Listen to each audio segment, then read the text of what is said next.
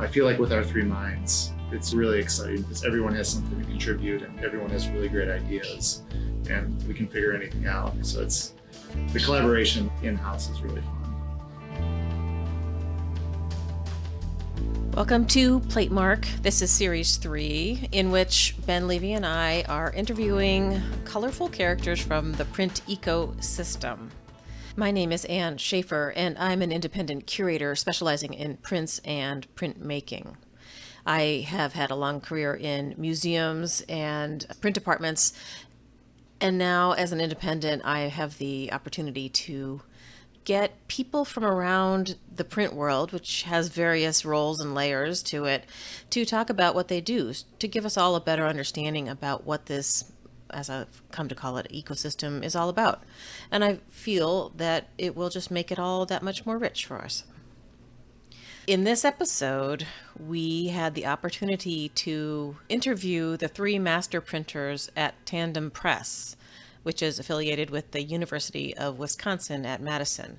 Ben and I were out there for the Southern Graphics Council International Conference. Our initial goal was to interview Paula Penchenko and her husband, Russell Penchenko, which we did. And then we just took advantage and talked to as many people as we could. You're going to hear three different voices, plus Ben and me on this. I'm going to interject and identify people for you so that you can keep it clear. And also, I just need to apologize for the sound. We were limited on equipment, so we were all talking into the same microphone. And because of COVID, I think we were all just spread out a little too much. So, all right, let's get rolling.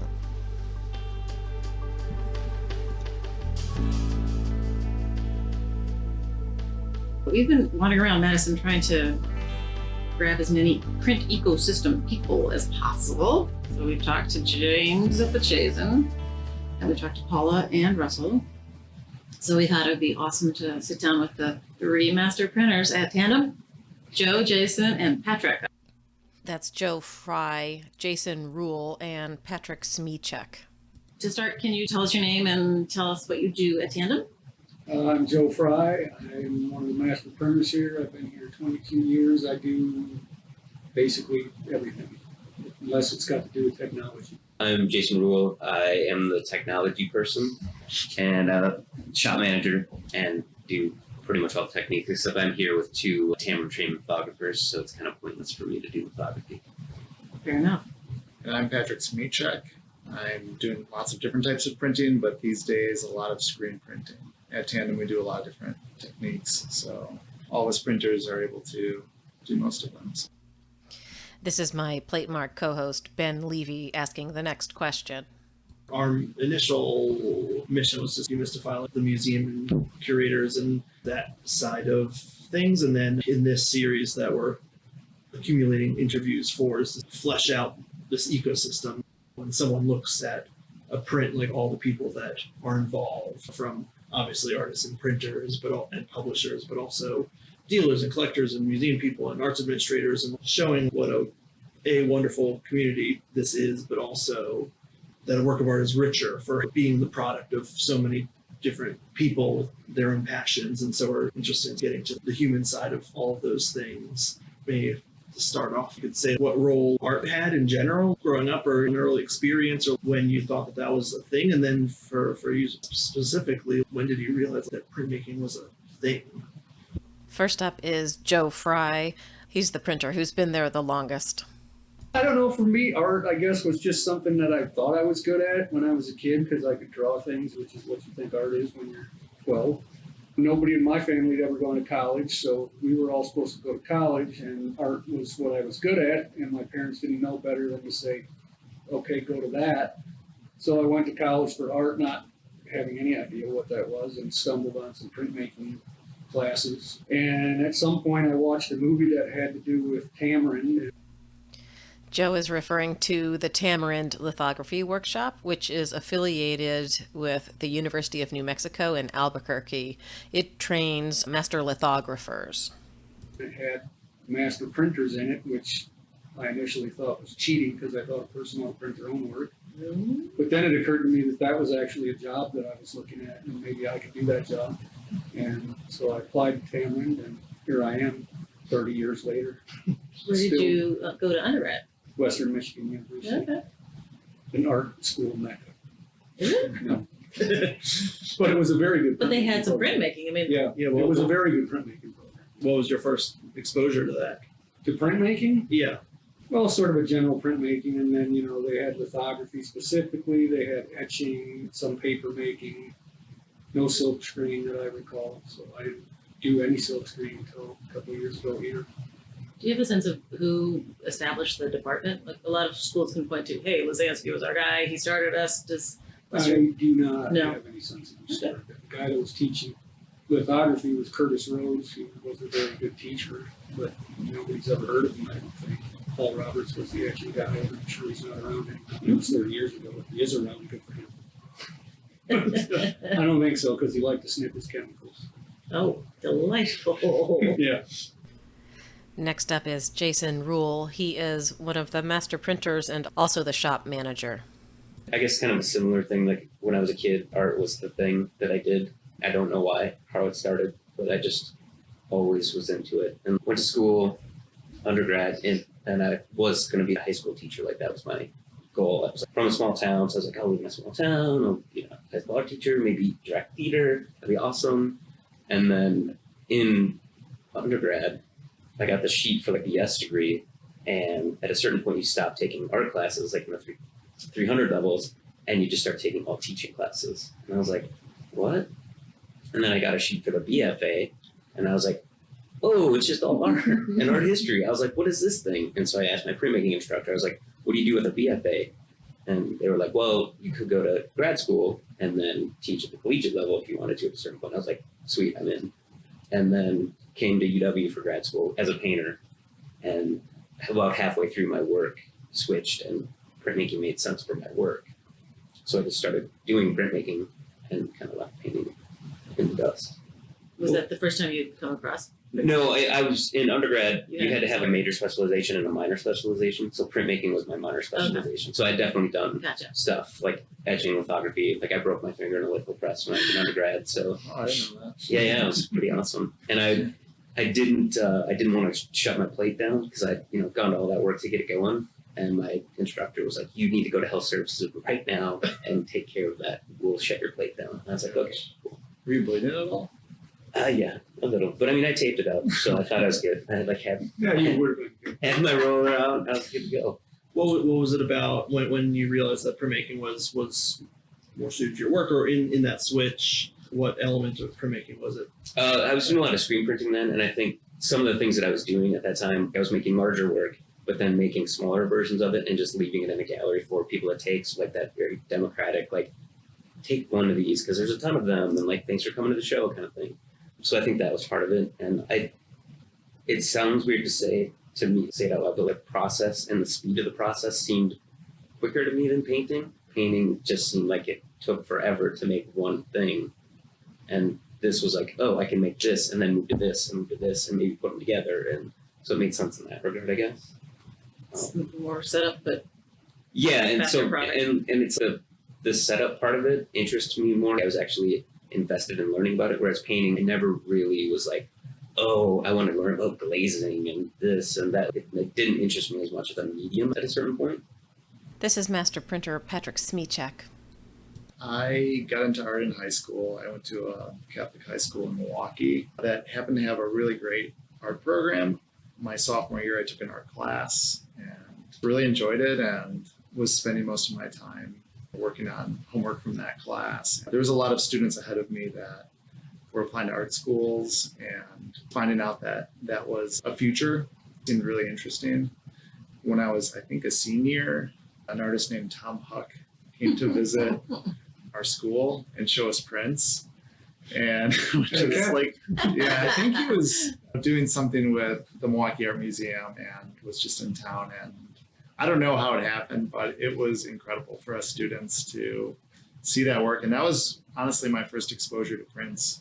I was just like, this is really cool. And learning about multiples. It wasn't necessarily at that time that I decided, oh, I want to see this further. I mean, we didn't have a printmaking press or anything at our high school, but I love to draw. When I went to the Maryland Institute College of Art, They had a whole building dedicated to printmaking. I took a class, and similar to when I was in high school, that's the only place I wanted to spend my time. I love the idea of making multiples so that more people could have them. You work so hard on a piece, and for there to only be one is kind of sad to me. So I like to share. One of my professors went to Tamarind and got my mind thinking about collaborative printing. And we would go on field trips up to the IFPDA in New York. And The acronym that Patrick is referring to is IFPDA, the International Fine Print Dealers Association, which has a really large and important print fair every fall up in New York City.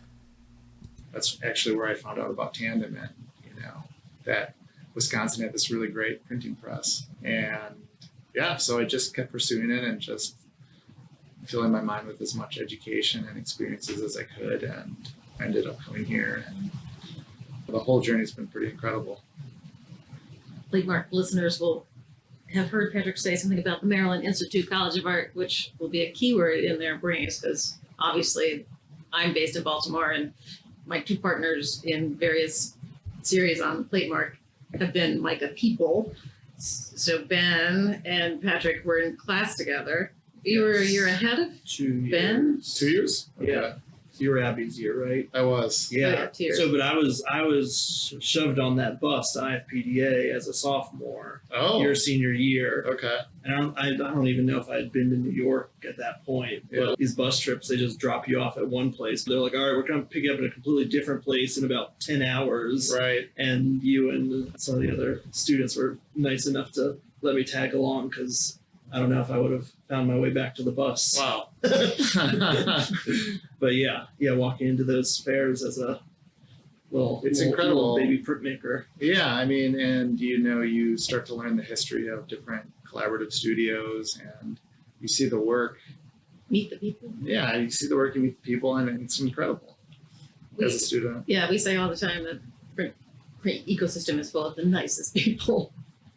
Very welcoming. You can always Yeah. talk to them unless they're making a deal, as Paula pointed out to us this morning. She's like, now look, if I'm in a, deep into something, don't interrupt me. But otherwise. Otherwise, So Joe, what was Tamarind like when you were there? What was your experience there like? I have to be careful about. that says it all, really. Well, I was there in '93, which was the old space. I haven't seen the new space. My initial reaction, coming from Western Michigan University, was that it was not a very nice space. It's very messy to me and sort of dumpy, and so I was a little put off by that initially. But then, it's a great experience. I only was there for a year, so you spend a year immersed in a lot of things that you're never going to use again, frankly, because Cameron wants to be able to print through the apocalypse if it ever comes, and not rely on commercial anything. So you don't end up using a ton of those things. I got a lot out of it. I have other things to say off the record about my experience at Tamarind, But you still love litho. I do. I love litho. Paula identifies me all the time as a litho person, and I don't necessarily think that in my 20-something years here that that's been my bread and butter. I think I've done as much of everything else as I have done litho. But yeah, as a technique, it's sort of mystified to an extent that it shouldn't be. If people think it's more difficult than it is. But Oh, it terrifies me. yeah, but that's because it's badly taught in a lot of places. Well, I never took a litho. In my defense, I never took. It just, as a curator, people are like, well, haven't you ever done it? I'm like, no. I try to describe it, and I just don't quite understand how that greasy stuff sticks to the, like, how does that work? Yeah, it's a weird process because the idea of it's really simple, but the thing that happens at Tamarind is that you live it for long enough that you understand fundamentally why it works. And that's really important for people to understand when it's not working, what to do. And, where I learned it at Western Michigan University, I learned it from a guy who was really good, but he was a painter. And he was teaching it out of the Tamarind Book of Lithography, which is the most overcomplicated manual ever written. Oh. And what happens is you start running into a problem and you look through the thing. And you don't think to yourself, why am I having a problem? You're just like, these are 4 different solutions that might work. And when you understand the process, you understand how stupid 1, 2, and 3 are, and you should be doing 4 or none of those. But until you understand the process, you're going through this recipe that can dig you into a deeper and deeper hole, and then you end up very frustrated. But just hearing you describe it, it takes a year to really understand. Like, It can, yeah, I think Yeah. that's true. Yeah, yeah. yeah. But So I don't it's- know that you couldn't be taught that in undergraduate. I just think that oftentimes people are not taught lithography in a way that's understandable. Because I think they're oftentimes taught by people that don't understand it on a fundamental level. I don't know, Patrick, if you agree with that or not, but I do think a lot of people don't know how to troubleshoot. And they, you know, lithography when it's working is great. Almost anybody can do it. But when it starts to go south, you better know what's happening and why. And when you do, that's when people say, "Oh, you're really good at this," because it never seems to blow up. Well, it's starting to blow up all the time. You're just putting the fire out before it does what it would do to a person who doesn't understand what's happening. Is there like a single trick that you can offer our listeners as one of your best ones, best in your back pocket? Go to Tamron. No. For better or worse. I mean, I could if I was standing there and somebody was having a problem. Yes, I could. But off the top of my head, no, not necessarily. Do you make your own work? No, I don't. And I think I'm unusual here in that I don't. You know, about the time I got done with undergraduate, I had it with making work. And I knew very clearly I didn't want to make work. And that was kind of liberating for me. I wanted to print. I like the technical aspect of printing. I like being around people who are making art. But where I went to art school, it was a weird time. People were making, like, there weren't sticks and rocks sticking out of like paintings, or things weren't becoming what they weren't. And, you know, you weren't really making art. And if you took a shower often, you weren't taken seriously. I mean, it was an odd. Can I ask when you graduated? Well, I went there in '87, and I was there for 6 years because I really liked being in college. Hey, why not? Yeah. Yeah. So there was a lot about art school that I didn't like, and there was a lot about it that I did. But what I really liked was the technical sort of proficiency of printmaking after a while. And that's why Tamron got to be this attractive thing, because I was like, great, I can get paid, you know. Seemed like it'd be easy to get a job. That didn't turn out to be true. But, so, Well, yeah. this is this place where they train people, and if you get that, it's the magic ticket, and you know, you go print somewhere. Well, that's true in most fields, right? How many people are they sending through PhD programs and there's nothing in art history that, you know, Yeah, but no one's leaving They don't jobs. tell you that on the Oh, phone. of course not. Yeah, my parents didn't know any better. They were like, "That sounds fantastic. You went to college, like we said, and now you're doing this thing." Like I said, I was first generation of my family to go to college, and you know, they just thought anything you went to college for, you weren't going to become a plumber like the other generations in my family, and they thought this art thing must be better. Well, yeah, college is college, right? I just ended up making things with my hands like the rest of my family, so it's great. It's blue collar work, and I love it. Between Tamarind and Tandem, how How did I get from one to the other? Yeah. Well, I got out of Tamarind and worked in a warehouse for a little while just for something to do, because I was a little disillusioned with the fact that I didn't get into the second year of Tamarind. And then my girlfriend at the time, my wife now, started asking about, you know, where was this going? And got me to start sending out resumes, which I just blindly sent out 100 resumes to every shop I could find, minus LA and New York, because I was terrified of those places, never having been anywhere. Now I wish I'd spent a little time in New York, but at the time that seemed terrifying. So I ended up getting offered a job from Joe Segura in Arizona, and they were doing a contract thing, which was, I think, 12 runs, addition of 300 by hand, and would I move to Arizona potentially for 3 or 4 months worth of work, and I did. And I worked there for 5 years, and decided to move back to the Midwest about that time. Tandem was looking for somebody, and they called me and asked me if I'd be interested in applying. I hope he was. We should go talk to Joe. Hello, Joe. Yeah. Joe was a great guy to start out working Yeah. for, because you understand exactly how hard and fast he can work. He expects a certain amount of things to get done in a day. I feel like your first boss, it can be so make or break, or Yeah, break your spirit or lift you up or whatever. he did from time to time. You probably needed that. I might have broken Sure. his too. I don't know.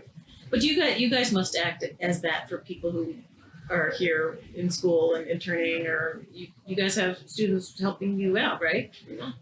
Yeah, but we're not treating them that way. I mean, Nice. Well done. Yeah, well, that's neither good or bad. I have nothing but good things to say. We had our moments, but it was a great experience.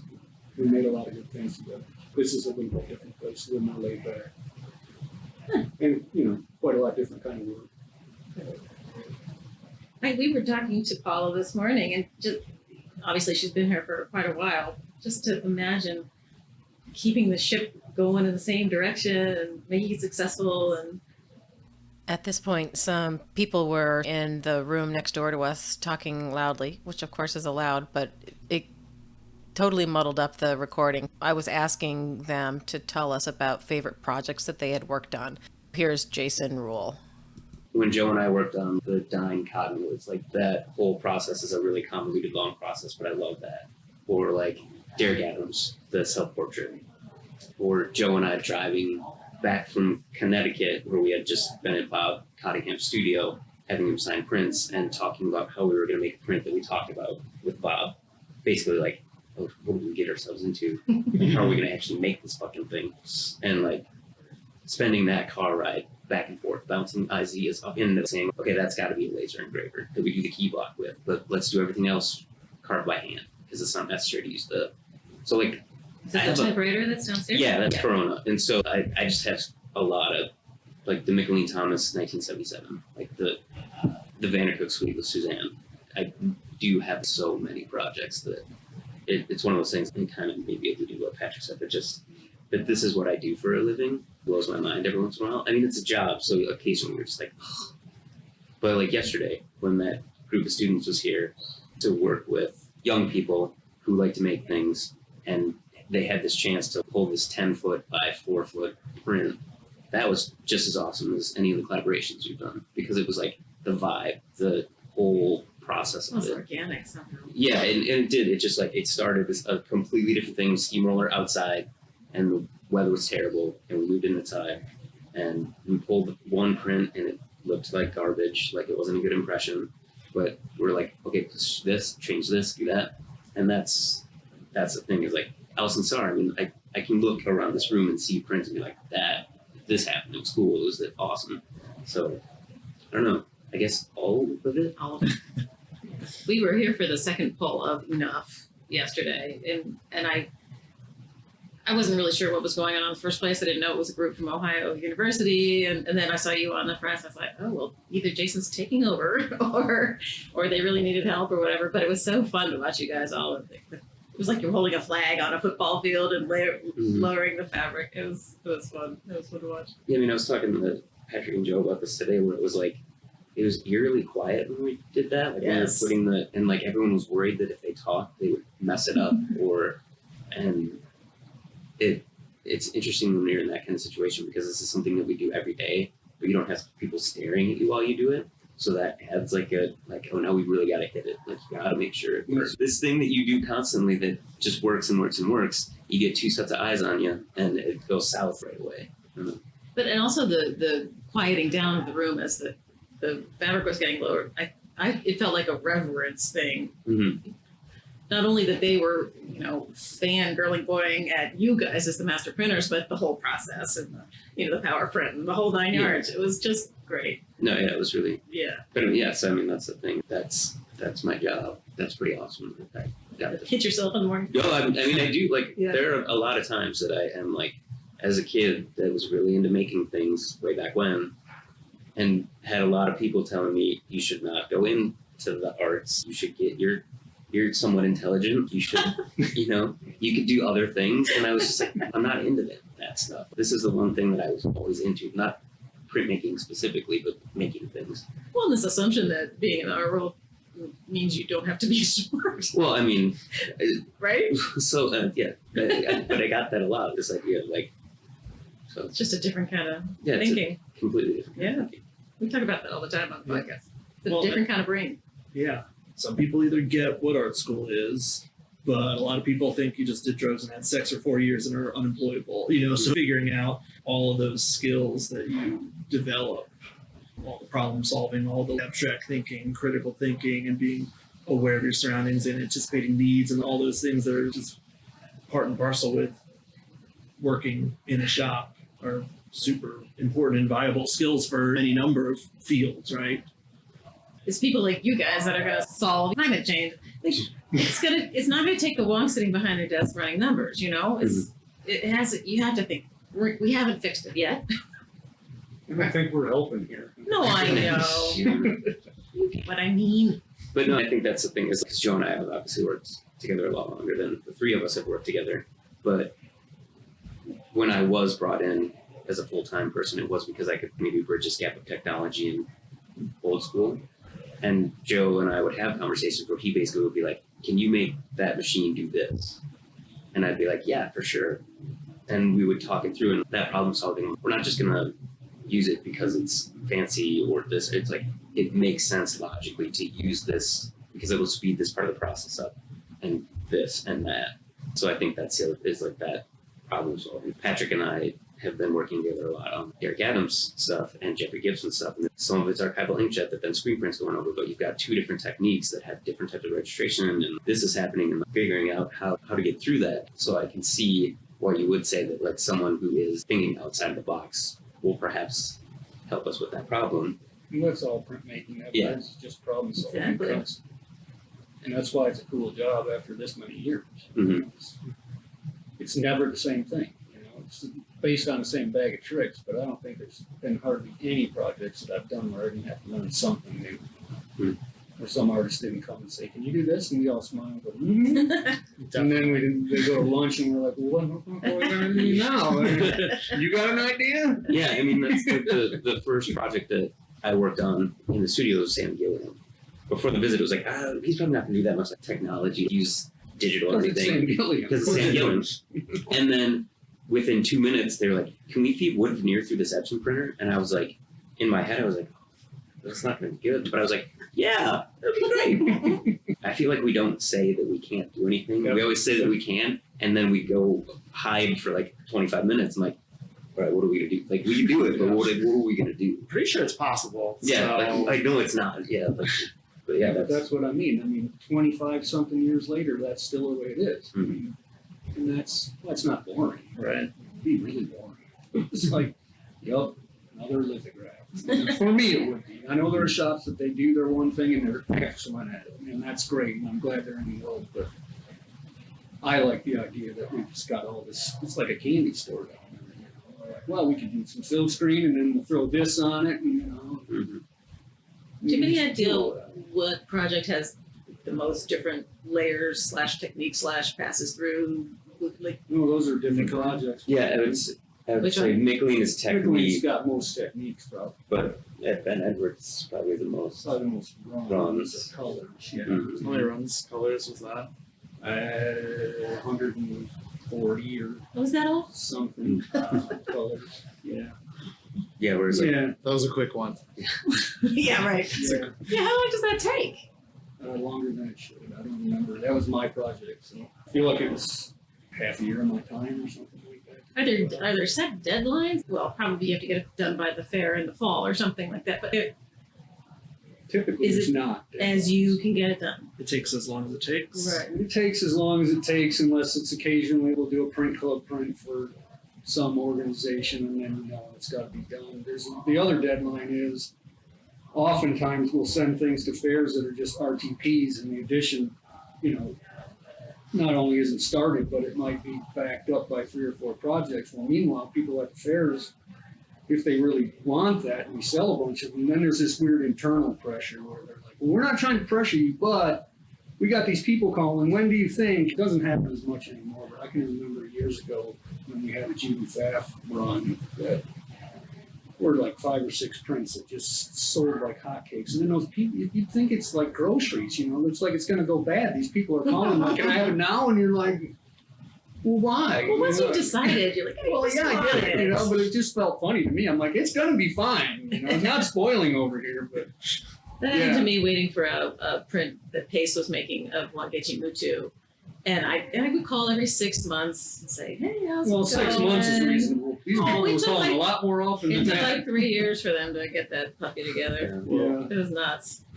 yeah, we did the Armory show recently, and there was Derek Adams working it that was RTP, but not, and they were very upfront, like this is 4 months out, 6 months out, give or take. We'll take a certain percentage. We won't take the entire payment. Like you're saying, that has been a little bit more incorporated in everything. And I think it does take the pressure off of both sides of the business. Like, Yeah. so we're not freaking out in the studio like, oh, we got to get this done because we're going to lose sales. And the clients aren't mad at the curators because they're like, you told me it would be ready. So Yeah, but that was years ago that I'm talking about. Yeah. The crew that we are now, I think, is much better about being realistic. Not only realistic, but, just tighter about, this is about how long it's going to take. And we're right about that. Then they can communicate that to people so that they don't go to the fair and say, oh, yeah, I think it'll be ready in 2 months because they're making that up. We have a lot of meetings. These things come up, so everybody tends to be on the same page. Right. But it doesn't matter. There's still people that, they have to have it now. And it's great that they want it that badly, by the way. Once you start acquiring prints, it's like a disease. You're just like, you gotta feed the beast, Don't you know? tell people that. Oh my gosh. Well, Good disease. it isn't. No, it's good. Like you just have to just want it.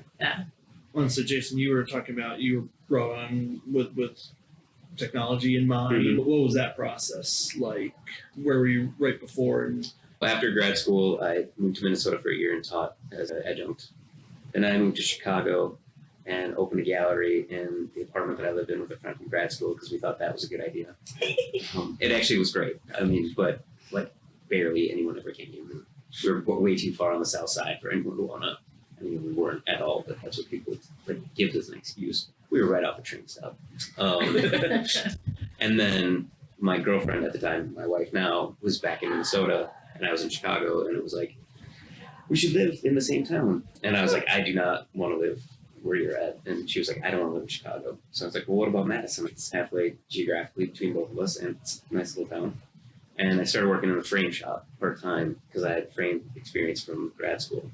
And that was when somebody came in and needed Photoshop help. And they were like, That Tandem's frame shop. yeah, a Tandem frame shop. Yeah, Yeah, yeah. sorry, we had a frame shop. Because Judy Pfaff does a lot of designing over frames. That was my real introduction into the magnitude of print when it's this massive. I was working on Judy Pfaff stuff right away, so it was just like, it's pretty mind-blowing in that sense. But somebody came in and they had some Photoshop thing, and the printers at the time were not really versed in it at all. And so they were like, I think Jason in the back might know how to do some of this stuff. And because I had taken a class in grad school that was like trying to be this hybrid of moving technology into printmaking. So I started helping out more and more with that. And then Paula was like, I think we should have a printer that can do both these things. So they did a search. I luckily got the job. At first, my role was much more of the digital side of things, but I think it evolved pretty quickly into that I was helping out in other, like I was doing projects on the Banner Cook and like just bounce around the shop a lot more. At first, and maybe it was just because of the time, it seemed like we were going to do more just output, like digital output. But I think we realized internally that we weren't necessarily interested in it. I don't think there's anything wrong with it, but I think we just saw it as another thing. Most of the prints we work on have a hybrid of technique. And I think we just were like, this is another thing to put in the bag of tricks. Use it when it's smart. Don't use it just cause. And then that's kind of how it. And then I guess when we moved to this space, then I took over as shop manager. And that's where we're at now. What year was that? 2013. I think this question doesn't have an answer because I would question the question, but when the notion of digital and printmaking integrating, or what would you wish that conversation would be like? Because I feel like there's lots of times strong opinions that aren't actually on either side of a single conversation, right? Mm-hmm. How would you wish that conversation was framed? I think it has gotten better, but every time there's a new media that's developed, it becomes the like, it's easy. It's exactly the sound that was going through my mind. Yeah, it's like people always rip on screen printing. It's the easiest, lamest part of printmaking. And it's not. Like, there are amazing screen prints, but they treat it like it's this garbage medium. And I think with digital, it's the newest kid on the block. And it has it's this idea that you just hit a button and it does everything. Like, there's no thought that goes into it. Someone still has to construct that image. Someone has to know how to get the image out of the box. All of these things that go in it, but it's easily written off because most people, and in a weird way, printmaking itself, it's just when they hear print, it's apple pea. It just makes it lesser than because you already have this idea about it. Well, there's obviously a false hierarchy about all of them, but also, I don't mind if there's digital integrated in it, but if I see something that says archival pigment print, I'm like, yeah, gotta go, because I want to see a little bit of the hand of you guys or the artist or just something that. Well, there's no warmth in the process. That's There the thing. Like, you're exactly right about the back end of digital. There's a lot that goes into that, and I watch that in awe because I can't do any of it. I'm always asking you, like, can't you just tell the thing to do the thing? And you're like, it's harder than that. Photoshop. So that part I think is really, really cool. But then it starts spitting out this really cold machine, and it can be really seductive and beautiful. But we all still think prints are cool. Yeah. Part of that is the hand that's in it. I mean, there's this warmth. There's the idea that if I print a project, it's going to look a little bit different than if Patrick prints it. Particularly if I collaborate with an artist and see that project all the way through, you probably would have come at it from a slightly different angle. I don't think anybody's ever run that experiment, but it would be interesting to see, okay, what would it look like if you did it versus what I would have done. Whether it's true or not, I hang on to the idea that it's different because I made it. And I think that's a really kind of magical thing, personally. True, and in a lot of ways, you're translating this idea given to you by the artist, and the way your mind translates it, like, this is the color that I want, and you're physically mixing that ink. You're not following some recipe on a box or putting the formula into some software or something. You're using your experience and creating this thing by hand, and everyone's mind and hand works differently. That's part of the beauty of printmaking, because there is so much control by the person. Yeah, and every once in a while, when you work with somebody long enough, you'll mix a color and you'll know that what they really want isn't that color that you just mixed together, and they go away and you're like, God damn it, I'm adding some trans in there because I know it's not going to work this way. And then they're going to print it and they're like, that's exactly right. Yeah. Yes, it is. I feel like colors is just, I mean, that to me is the variable that goes so wrong, or out of alignment with what the artist is interested in. Like, you mixing all those colors for Jeffrey's, I mean, by hand, by eye. Yeah, and I think part of it is working with an artist over the years. In those first collaborations, you really get a great sense of what direction they want to go. As your collaboration evolves over time, you can get there a lot faster. And every artist works differently, but it's up to you to just being able to get them what they want and not being like, well, I think it should be this color. That doesn't matter. But sometimes it does, in the sense of like, well, how's this going to turn out how they want it? Because some artists have printmaking experience and they can maybe try to get a little too involved as far as the making of something, as far as, oh, I want you to mix this color like this to do this thing. And you're like, well, it's not going to quite be translucent the way you want it if I do it like that. So like Joe was saying, they wander off and then you do what, and ultimately give them what they want. And, that's really an important thing. And you can do that easier when you've got a relationship. Yeah. You're making someone's art with them, and there's a lot of trust that needs to happen in order for that to be successful. In some shops, one of you would have a singular relationship with the artist. Do you each have your own artists? But like Suzanne comes to you, Patrick, or She doesn't come to me. or whoever it is. Like when Judy Pfaff shows up on Monday, who's she going to talk to first? No, besides Paula. It doesn't work that way here. Okay. I don't, unless somebody else feels different. No, we meet as a group with the artist when they come in. Depending on the visit, we try to have something on the wall ready to talk about. It's always really awkward when, especially because we have students that work here, so sometimes you walk into a shop with 6 to 10 people and everyone's staring at the artist like, well, now what? But I think as the printers, we're right there with them. And with Judy, I feel like what's going to happen is Judy has already sent like a bunch of stuff that she's prepped. Judy will walk in the door when she's ready and say, ink that up in this, blah, blah, blah, blah, blah, blah. And one of us will take a block, one of us will do this, and it'll just go.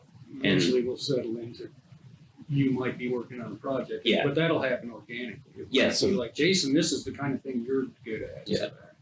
We tend to obviously be working on more than one image at a time. So one of us usually takes one thing each. Or if it's something that requires two people, they'll bounce to that and the other person will go to this. But it is usually really pretty organic. Yeah, unless it's like Bob Cottingham wants to do a stone litho. That's Yeah. pretty much doing it. Although Patrick's here now, but before Patrick was here, Bruce, if Bob wanted to do that, or if he wanted to do any litho, it just tended to be me. Mhm. And we've worked together for 20 years, and that's fantastic. If he wanted to do something on Vandercook, that tended to be you, because we love the Vandercook. Yeah.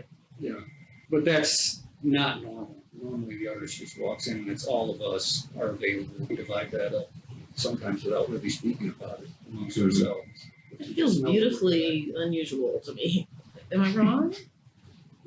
Well, and just other folks that we've talked to, and in my own experience, obviously that's the result of you all doing the beautiful silent ballet, Yeah, ballet. in the shop. And, The Pit Crew Ballet. so I can. It's very understandable that you all know each other so well as that artist relationship to know where. Yeah, we all know each other really well and we all like each other a whole lot. And Jason doesn't treat this like I'm the studio manager and you will do this. You might be thinking it, but I hope it's because he doesn't have to do that. Right. But, yeah, we have. We've known each other for a long time. We trust each other. We know what everybody's good at. Mm-hmm. And then how do you, with an artist, say not one that you have an existing relationship, how do you build that trust? For me, I've always approached it to and Patrick kind of talked about, so you give them what they want. When a person first comes in, I mean, the first time Jim Dine came in, I'm like, it's Jim Dine, oh my God. But I'm like, I'm not trying to high five Jim Dine or like, hey, can I get a selfie? I'm just like, I'm going to put my nose down and do work and show Jim Dine that we can give Jim Dine what Jim Dine wants. I'll just try to say Jim Dine one more time. He'll probably listen. But for me, you try to establish that trust right away. You show them that you're thoughtful, that you are there for them to make their work. Like Patrick said, there's a lot of, I can't imagine as a person going into a space with my imagery and having other people put their hands on it and having that trust. We have a reputation, obviously, but so does the artist. And I think that to me, that's where you start the relationship. And then the more they come back or the more you work with them, then it does really become how we are as a group, where we're very friendly and it is a cool experience. Like when Alison Sarr comes back, Alison is one of the nicest human beings on this planet, and the energy and the vibe is so cool and can be real chill, but can swing this way if a project isn't working. It is just this continual collaborative building of a relationship. Yeah, I think when an artist sees how committed you are and how much you want this to be successful, they really respond to it. Like staying late to make this color work or get in early to do some troubleshooting. They don't miss that. And they see for us, it's more than a job. We're really passionate about the work that we do. And that really goes a long way, I think. Jim Dine would certainly appreciate the work ethic part. I mean, he works harder than anybody. Yeah. Yeah. It's weirdly easy, that part that you're talking about, though, the first time working with somebody. I can't think of too many examples where it's been like pulling teeth, and you would think that it would be. Mm-hmm. But I don't think it tends to last more than a couple hours before you feel like you're clicking on some level, I mean, some people it takes longer to really get that trust maybe, but, Jason's right. You just are competent. They can see that you're competent and you're serious and you're asking the right questions and you're listening when you should. Mm-hmm. It just sort of falls into place, I think. Well, no, an artist who is interested in making prints with a shop like Tandem is already predisposed to be like, yeah, I'm going to go meet the printer guy. Like, let's talk through the thing. Like, they're already predisposed to the process, right? And they've usually either heard about it from somebody else, and, or probably have heard of Tandem from somebody else. And it's not usually like they're walking in here and they don't have any idea what's going to happen. Luckily. And it's a big honor. And obviously, you all are incredibly humble, and that's what makes you good at what you do, putting that ego to the side. But on the outside, talking to artists, are like, oh yeah, like I got to do this thing, There. and which is a beautifully reciprocal thing, right? Yeah, as it should be. Yeah. This is just me, but like when you say ego, I definitely have an ego, and that's why I'm like, we're going to do the best thing that we can possibly make. So there is that edge to it where it is a room full of a lot of ego.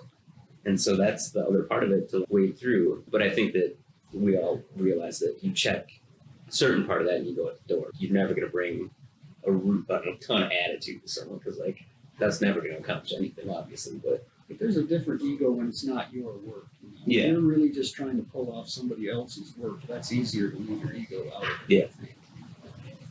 I mean, for me, but I don't make my own work at all, so maybe that's just is easy for me. I don't know. Yeah, I mean, and it takes a certain amount of confidence and trust in yourself to be able to pull off the things that we do here.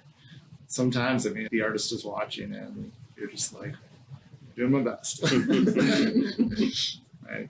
That's the part about prints and printmaking that I love so much is we talk about it all the time, the collaborative part. Like, it's all, all boats are rising because we're all doing the best thing we can to make the thing work. When I look at a project, like it's a lot of times pretty damn obvious that couldn't exist if not for all of these pieces working properly together. You know, when you see the result of a collaborative process, I always think of it, maybe if this rings a bell to you, maybe we got it from the same place, but that's kind of a distillation of an artist, because so many of those variables are changing that you can see really clearly which variables have maintained. That's how I pick apart a work of art when I'm looking at it.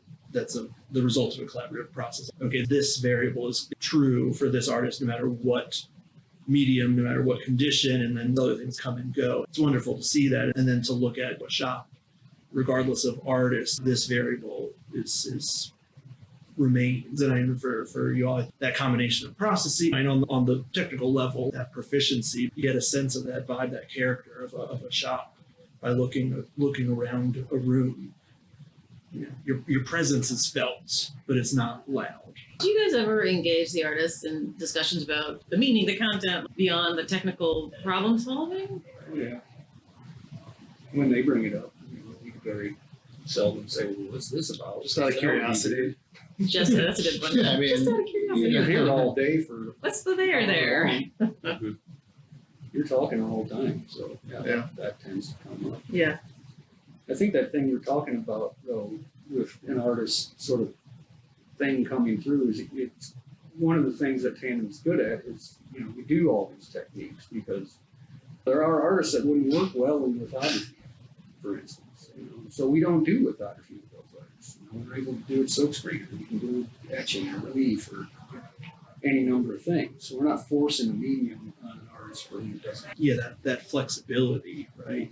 And plus the technical room you have now with all those wonderful machines. yeah, Yeah. I mean, we're really lucky to have gotten that gift, because when we were using a laser, we were going to a place in town that we rented their equipment and they were great to work with, but you don't have to sit at that place for 6 hours and watch the thing go back and forth because the fire started, someone's going to be there to stop it. Whereas now you can hit start and walk away and do something else in the shop. And the scanner helps us with the website because there's a zoom in feature, and so now people can really see the detail in the work. And That's so helpful. yeah, to be able to do things in house just helps during a visit. Do you guys often go to fairs? Do you like going to fairs? Do you jump at the chance to suspect you don't? I love Joe. the fairs. Yeah? I And don't. stand in the booth? I do not work in the booth. I would be willing to, but I don't know that I'd be very good at it.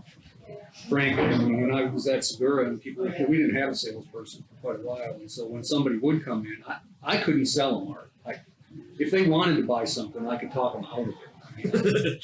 Because I couldn't say those numbers with a straight face. I was like, $3,000. In the back of my mind, I'm like, well, that's a car for me. Like, really? So no, I'm not good in the booth, and I'm really glad that we have people that are. But I like to go to fairs, and I like to go do artist visits during the fair. I like to walk around the fair and look at art and think about who I might work with. Do you bring artists to the table? Do you say, I saw this guy, I did a visit with so-and-so, and We've brought artists to the table just whose work we've seen cold at fairs, Yeah. and we've gone to fairs with the express purpose of doing visits with artists we're already working with. Trying to think, Mishka, I think, did a studio visit with Derek the first time because she was in New York.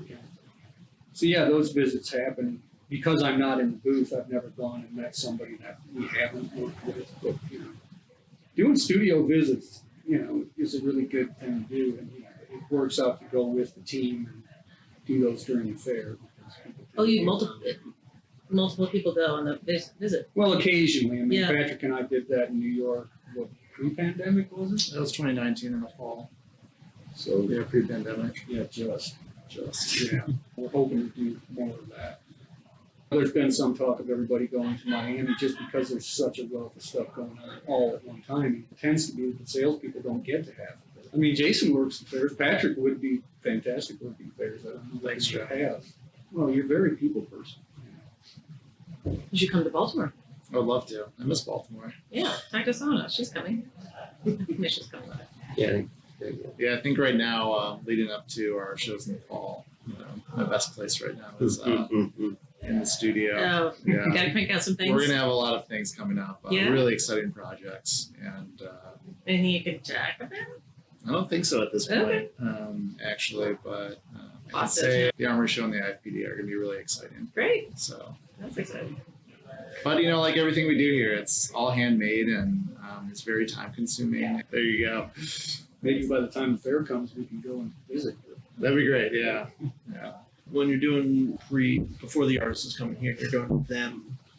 Are there certain things you're looking at being in their space? Are there things that you're starting to pre-problem solve, looking at their space or how they make their work or anything like that? Judging if they have brains that can handle printmaking.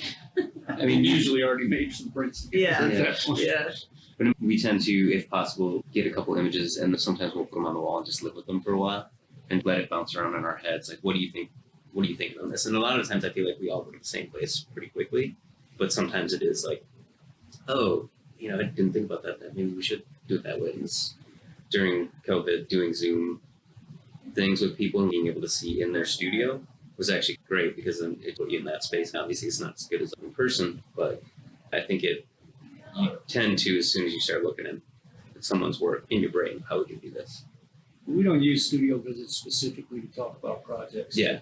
It's a general studio visit just to say hi and, stay connected and look at the work. And one piece that's an exception to that, I guess, is the first party guest that we did with Derek because he was working on those prints at the time and we started talking about, this could be a really good print and, the light bulb went off for him. There's a We series didn't of stand there paintings, thinking, yeah. real technically about we sort of stood there thinking, it's awesome, we're going to make this party guest, it's going to be cool because I'm Yeah. a piece, but we didn't talk shop. Yeah, parts of his paintings are on fabric and there's different collage elements and stuff. And right when he agreed in the moment or the moments after, and just like the way my mind works, I was just thinking through, okay, how would we potentially build this? And we had the idea to print on book cloth and things like that. Like, well, it's not something that we've necessarily done before, but that would really add a lot to this print. Through our conversations, just evolved, and I feel like with our three minds, it's really exciting because everyone has something to contribute and everyone has really great ideas, and we can figure anything out. So it's the collaboration in-house is really fun. And just listening to you guys talk about problem solving just popped in my brain. You could just slide in the word creativity in there for problem solving because that's literally what it is. Your brains are always going and thinking creatively about how to solve. It's all wrapped up together. So if any of our listeners ever thought these guys are just sticking a piece of paper on a thing and printing, no. That's called additioning. Yeah, that That's is not collaborating. Yeah, that is a different. Yeah, there is a moment, of course, but yeah, there's so much more to it. Oh, yeah. Yeah. All right. Does anybody have anything they want to say that we haven't covered? Come to Tandem, support your print studios, and go to fairs and ask questions and visit. So Yeah. okay. Yeah, sure, of course. Of course. I think what Patrick said is beautiful, and that's why he'd be really good in a booth because he just did this very thoughtful thing, very right off the top of his head. With Patrick's fine words and Jason's compliment, that was the end of our talk with the three master printers from Tandem Press at Madison. Thank you so much for joining us for Platemark Series 3. We're going to be interviewing all sorts of people. I hope you will tune in for the next round. My name is Ann Schaefer. I really appreciate your joining us. I always need to thank people who helped me get this thing going. First, I need to thank Ben Levy for being my co-pilot. And also a thank you, of course, to Jason, Joe, and Patrick for being wonderful interviewees. I need to also thank Michael Diamond for the use of his original music. And I think that's it. We'll see you next time.